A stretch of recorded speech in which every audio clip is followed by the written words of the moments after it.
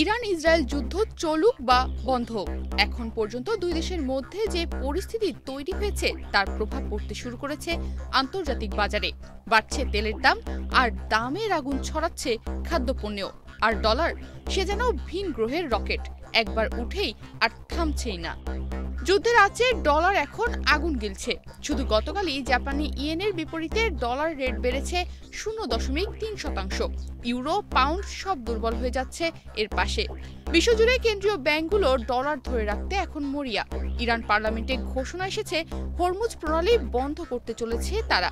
এটি ইরানের সবচেয়ে বড় অস্ত্র। বিশ্বের 21% তেল প্রতিদিন এই প্রণালী দিয়ে যায়। এই চ্যানেল বন্ধ হলে শুধু যুদ্ধ নয়, অর্থনৈতিক ভূমিকম্প শুরু হবে বিশ্বজুড়ে। গোল্ডম্যান স্যাশের হিসাব করে বলেছে, তেল সরবরাহ এক মাসে যদি অর্ধেকে নামে, তাহলে তেলের দাম পৌঁছাতে পারে ব্যারেল প্রতি $110। আর তেলের দাম বাড়লেই বাড়ে মূল্যস্ফীতি, আর মূল্যস্ফীতিতে সবচেয়ে আগে রিয়্যাক্ট করে ডলার। বাংলাদেশে এখন আনঅফিসিয়াল ডলার রেট 125 টাকার কাছাকাছি। ব্যাংকে ডলার মেলে না, এলসি বন্ধ, ফলে বাড়ছে পণ্যের দাম।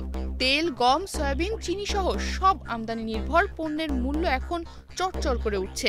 আইএমএফ জানিয়েছে, এই সংকট যদি দীর্ঘায়িত হয়, বিশ্ব অর্থনীতির প্রবৃদ্ধি কমে যেতে পারে।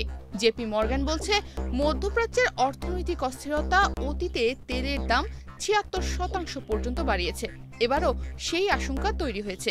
বিশ্লেষকরা বলছেন, ইরান পুরো প্রণালী বন্ধ করতে পারবে না, কারণ হরমুজের একটা বড় অংশ ওমান ও আমিরাতের আওতায়। তবে আংশিক বাধা দিলেও তার প্রতিক্রিয়া হবে ভয়ঙ্কর।